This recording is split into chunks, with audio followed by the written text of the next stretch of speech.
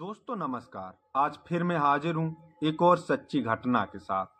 दोस्तों, आज की जो सच्ची घटना मैं आप लोगों को बताने वाला हूँ, ये सच्ची घटना है जिला मैनपुरी के अंतर्गत तहसील किसनी की। दोस्तों, डीएम साहब को गुस्सा आ गया। तहसील मैन किसनी के अंतर्गत जो समाधान दिवस मनाया जाता है, उस दिवस पर डीएम साहब को गुस्सा आ गया और बोले, उठाकर डाल दो इन माँ बेटी को जेल में। साहबजादे को इतना गुस्सा क्यों आ गया? बोले, दोनों माँ बेटी को उठाकर कोतवाली ले जाओ और इन्हें जेल में डाल दो। दोस्तों, डीएम साहब जो हमारे लोगों के बीच ही रहे, पले बड़े हुए और पढ़ लिख कर बड़े बड़े प्रशासनिकों पदों पर पहुंचे, और आखिरकार उन्हें ही इतना गुस्सा क्यों आ गया? क्या ऐसा नहीं लगता है कि आज़ादी के इतने दिनों बाद भी हम लोगों को अभी भी गुलामी में रहना पड़ रहा है, जब ऐसी कोई घटना हम लोगों के सामने आ जाती है? ऐसा ही हुआ है यहाँ किसनी तहसील के अंतर्गत, जहाँ पर डीएम साहब को एक विधवा माँ और बेटी के ऊपर गुस्सा आ गया, तो साहबजादे ने बोला कि इन्हें उठाकर जेल में डाल दो। जहाँ पर विधवा माँ और उसकी बेटी फरियाद लेकर आई थी संपूर्ण समाधान दिवस पर। यह संपूर्ण समाधान दिवस जो होता है, इसे तहसील दिवस भी कहा जाता है। तहसील दिवस का नाम बदलकर संपूर्ण समाधान दिवस कर दिया गया। इस संपूर्ण समाधान दिवस के दिन जो एक विधवा माँ, जिसका नाम राधा और उसकी बेटी का नाम दिव्या होता है, वो अपनी फरियाद लेकर डीएम साहब के पास आई थी। बस उनका दोष इतना था, उन्होंने कह दिया कि साहब, हमारी कोई सुन नहीं रहा है, सब मिले हुए हैं। इतने में साहबजादे डीएम साहब को गुस्सा आ गया और बोले कि उनको उठाकर दोनों को जेल में डाल दो। आखिरकार डीएम साहब को इतना गुस्सा क्यों आ गया कि वो ये भी नहीं समझ पाए कि ये एक विधवा महिला है और इसके साथ एक जवान बेटी। डीएम साहब ने अपना आपा खोते हुए कह दिया कि इन्हें उठाकर जेल में डाल दो। अगर ऐसे में हम लोग ये नहीं सोचेंगे कि इस देश में क्या अभी भी गुलामी की बेड़ियां पड़ी हुई हैं, जो हम पूरी तरह आजाद नहीं है क्या? इस चीज की जो सारी घटना है, हम आपको बारी दर बारी बताते कि आखिरकार पूरा इस तहसील पर जो तहसील दिवस मनाया जा रहा था, जिसे समाधान दिवस के रूप में रखा गया, इस पर ये जो सारी घटना घटित हुई, ये किस कारण हुई।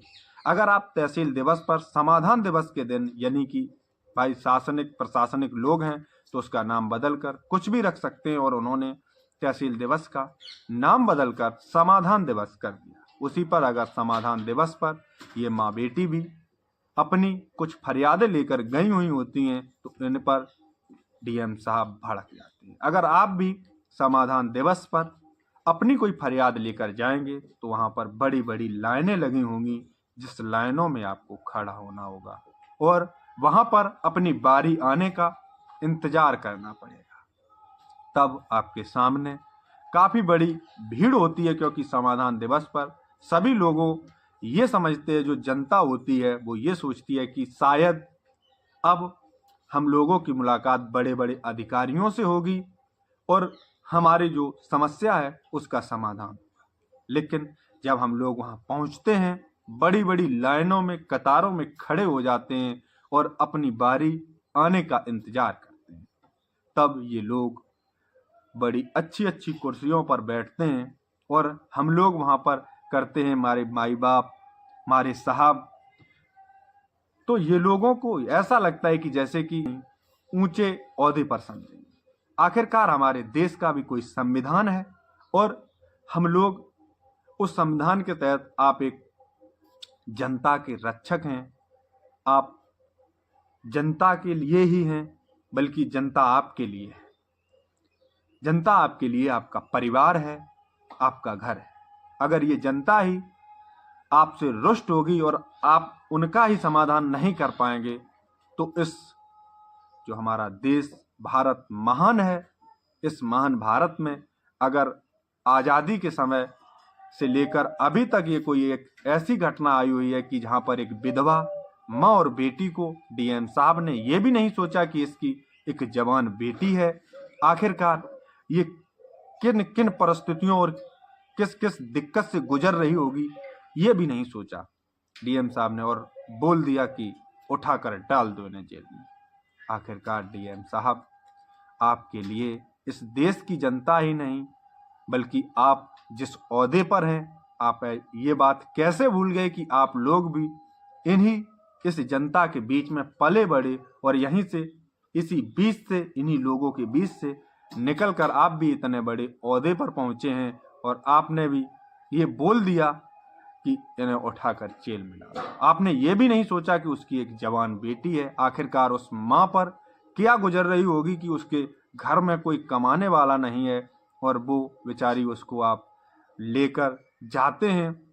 इसे कहते हैं डीएम साहब, भाई डीएम साहब का ऑर्डर है तो पुलिस को तो उसका पालन करना पड़ेगा। तुरंत ही पुलिस की जो महिला कांस्टेबल होती हैं उस राधा और उसकी बेटी दिव्या को पकड़ लेती हैं, और उन्हें जो पुलिस की गाड़ी होती है उसमें बैठा कर थाना कोतवाली में ले जाती हैं, जहां पर उन्हें रखा जाता है। डीएम साहब भी पहुंच जाते हैं कुछ देर समस्या समाधान करने के बाद, और जब इन माँ बेटी का कोई जमानत गिर नहीं आता तो डीएम साहब इन्हें छोड़ देते हैं। आखिरकार कानून का भी एक नियम होता है, उस नियम के तहत डीएम साहब इन माँ बेटी को छोड़ देते हैं और ये माँ बेटी चली जाती है। आखिरकार हम ये जानना चाहते हैं कि आप लोगों से कि डीएम साहब का ये बर्ताव आखिरकार निंदनीय है या नहीं। आप बताइए।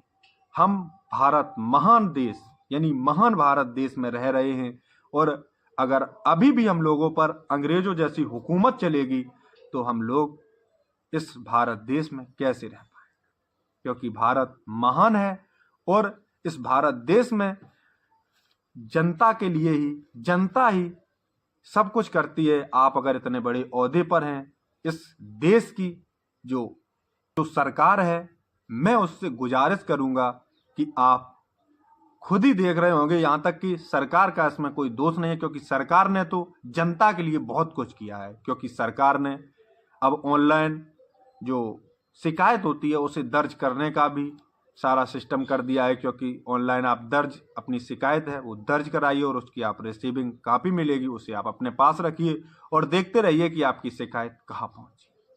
सरकार तो चाहती है कि जनता को अपने घर से भी ना निकलना पड़े और जनता की शिकायत दर्ज हो जाए, और उसकी शिकायत जो है, उसे जो परेशानी है उसका उसे समाधान मिल जाए। लेकिन कुछ लोग होते हैं जो उनको यही अच्छा लगता है कि उनके पास आकर उनसे हाथ जोड़े, तलवे चाटे जनता, तभी उनको अपना ओहदा समझ में आता है, और तभी वो लोग इस जनता के लिए सोचते भी नहीं है। और फिर भी अगर आप ये सोचिए कि एक विधवा माँ बेटी, आपने ये भी नहीं देखा कि उसके मांग में सिंदूर नहीं है तो ये विधवा है, और उसके साथ एक जवान बेटी है उसकी भी आप सोच लेते कि कैसे ये जो विधवा औरत है ये कैसे इस जवान बेटी का पालन पोषण करेगी। तो मेरी तो बस सरकार से यही गुजारिश है कि आप लोग अगर इतने बड़े बड़े ओहदों पर ये इतने बड़े बड़े उच्च अधिकारी बैठे हुए हैं तो इन लोगों को भी जनता के लिए मतलब कोई भेदभाव नहीं करना चाहिए। उनकी जो समस्या है उनको सुनना चाहिए और उनका समाधान करना चाहिए।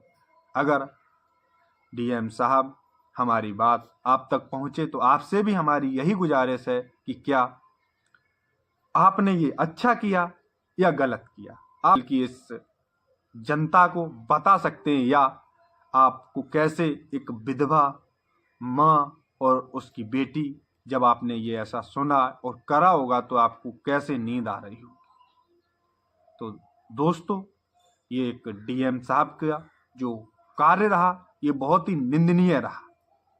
आपकी क्या राय है इस पर हमें बता सकते हैं, और हमारे देश में ये जो घटना घटित हुई है ये आगे से ना हो, इसके लिए इस वीडियो को इतना शेयर करें कि ये वीडियो हमारे मुख्यमंत्री योगी आदित्यनाथ जी तक पहुंचे। जय हिंद, जय भारत।